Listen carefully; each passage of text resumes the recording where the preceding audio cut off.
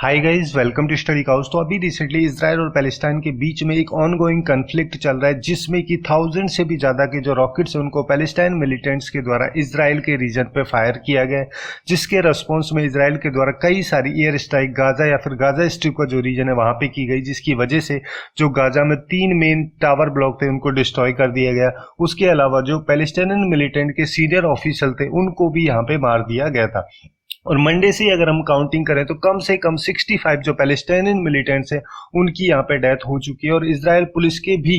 करीब 6 लोगों की डेथ यहाँ पे हुई है। तो गाजा के द्वारा क्यों इन रॉकेट्स को इसराइल पे फायर किया गया और इसराइल ने खुद को आयरन डोम की हेल्प से कैसे बचाया, इन सब चीजों के बारे में पूरे डिटेल में हम एनालिसिस करेंगे। बट उससे पहले इसकी ज्योग्राफिकल लोकेशन देख लेते हैं। जैसे कि आप लोग यहाँ पे देख सकते हैं, ये ग्लोबल मैप है, जिसमें ये जो मैप है ये बेसिकली इसराइल का है, जिसके यहाँ पे एक साइड में मेडिटेरेनियन सी है और दूसरी साइड में जो छोटा सा सी है इसको डेड सी के नाम से जाना जाता है। यहाँ पे कई सारी कंट्रीज इसकी बाउंड्री में लगती हैं, जैसे कि यहाँ पे इजिप्ट हो गया, इधर जॉर्डन हो गया, ऊपर में यहाँ पे सीरिया और उसके ऊपर में लेबनान हो गया।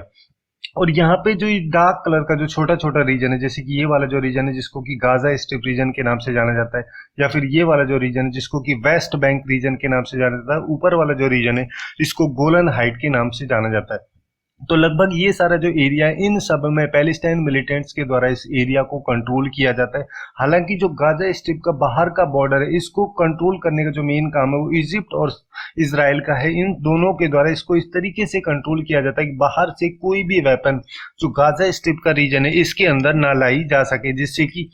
और ज्यादा ये कन्फ्लिक्ट बढ़े ना। और यहीं पे एक सिटी है जिसको कि यरूशलेम के नाम से जाना जाता है। ये सिटी मेनली 2 पार्ट में डिवाइड की जाती है, वेस्ट यरूशलेम और ईस्ट यरूशलेम। जैसे कि आप लोग यहाँ पे देख सकते हैं, ये वाला जो रीजन है ये वेस्ट यरूशलेम के अंदर आता है और बाकी पोर्शन जो है ईस्ट यरूशलेम के अंदर आता है। और ज्यादातर जो वहाँ की होली यानी कि पवित्र साइट्स जो है, जो वहाँ के जो मेन रिलीजन है मुस्लिम्स और जूस जो है, उन सबके लिए ज्यादा इंपॉर्टेंट साइट्स हैं वो सब ईस्ट यरूशलेम के रीजन में ही लोकेटेड है। ऐसे ही यहाँ पे एक और साइट है जिसको कि हिल टॉप कंपाउंड के नाम से जाना जाता है, जिसको अलग अलग रिलीजन में यानी कि मुस्लिम्स जो हैं वो सब इस साइट को हरम अल शरीफ यानी कि नोबल सेंचुरी के नाम से बोलते हैं, और जो जूइस हैं इनके द्वारा इसको टेबल माउंट के नाम से जाना जाता है। तो अभी रिसेंटली अप्रैल 2021 के मिड मंथ में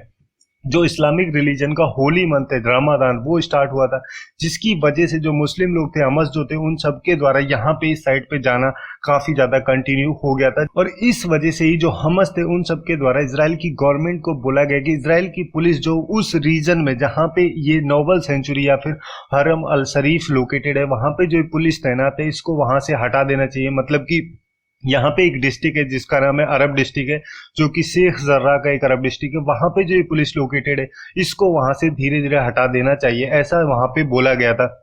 बट ना तो इसराइल की गवर्नमेंट के द्वारा ये स्टेप ली गई थी, और वहां पे जो जूइश सेटलर्स पहले से रह रहे थे उन सब के द्वारा जो पैलेस्टाइन फैमिली वहां पे जा रही थी उन सबको वापस से इविक्ट कर दिया गया था, जिसकी वजह से जो पैलेस्टाइन और जो इसराइल के लोग थे उन सब के बीच में ये कन्फ्लिक्ट होना स्टार्ट हो गया था। और बाद में जाके ये एक रॉकेट वाली जो लॉन्च फायर वगैरह सिचुएशन जो अभी चल रही है उस तक पहुंच पाया है। और जब ये रॉकेट लॉन्च किए गए थे तो इस कन्फ्लिक्ट के बाद में कुछ वीडियो सोशल मीडिया पे आने लगी, जिनमें कि ये देखा गया कि जो गाजा से जो रॉकेट्स वगैरह को लॉन्च किया जा रहा था उन सबको जो इसराइल का आयरन डोम का एयर डिफेंस सिस्टम है उसके द्वारा इंटरसेप्ट किया गया, और बाद में उनको वहां पे हिट करके बेसिकली एक इनविजिबल शील्ड की तरह इस डिफेंस सिस्टम के द्वारा काम किया गया। और बाद में ये जो रॉकेट लॉन्च हुए थे ये इसराइल में गिरने से पहले ही डिस्ट्रॉय कर दिए गए थे। और ये जो आयरन डोम का सिस्टम है जो कि एक शॉर्ट रेंज का ग्राउंड टू एयर का एक एयर डिफेंस सिस्टम है, मतलब कि ग्राउंड पे रह के ये एयर में जो भी रॉकेट आते हैं या फिर मिसाइल्स आती हैं उन सबको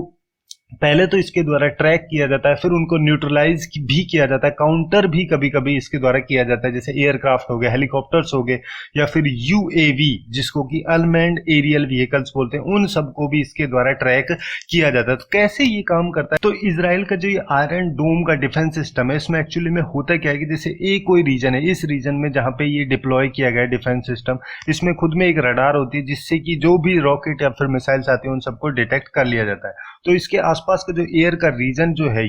यहाँ पे जैसे कोई भी रॉकेट आने वाला है या फिर कोई भी मिसाइल्स का यहाँ पे अटैक होने वाला है, तो उन सबको पहले इसकी रडार से यहाँ पे डिटेक्ट कर लिया जाता है, ट्रैक करते हैं फिर उसके बाद में उसको न्यूट्रलाइज किया जाता है। जिसको न्यूट्रलाइज करने के लिए यहाँ पे 3 टाइप की अप्रोच का यूज किया जाता है। पहली अप्रोच होती है फ्रंट अप्रोच। इसमें क्या होता है, जैसे इनकमिंग रॉकेट जो कि इस डायरेक्शन से आ रहा है, तो जब इसको डिटेक्ट किया जाता है इस डिफेंस सिस्टम के द्वारा, तो उसके द्वारा खुद का एक रॉकेट लॉन्च किया जाता है जो कि इसके फ्रंट से चलता है और इसमें से कुछ फ्रेगमेंट्स निकलते रहते हैं। तो जैसे ही इसके पास में ये पहुंचता है तो इसके फ्रेगमेंट्स के द्वारा ये जो इनकमिंग रॉकेट था इसको ब्रेक कर दिया जाता है। ये तो होती है फ्रंट अप्रोच। इसके अलावा एक साइड अप्रोच भी होती है जिसमें कि ये जो रॉकेट है, इनकमिंग रॉकेट इस तरीके से आता है, तो यहाँ पे जो इसका खुद का रॉकेट है उसको इस तरीके से लॉन्च किया जाता है, इससे जो फ्रेगमेंट्स निकलते हैं उन सब के द्वारा इस इनकमिंग रॉकेट को इस तरीके से डिस्ट्रॉय किया जाता है। उसके अलावा एक रियर अप्रोच भी होती है जिसमें कि जो इनकमिंग रॉकेट है वो इस तरीके से आ रहा है और यहाँ से जो खुद का रॉकेट लॉन्च किया जाता है वो इस तरीके से जाता हुआ फिर इस तरीके से आता है।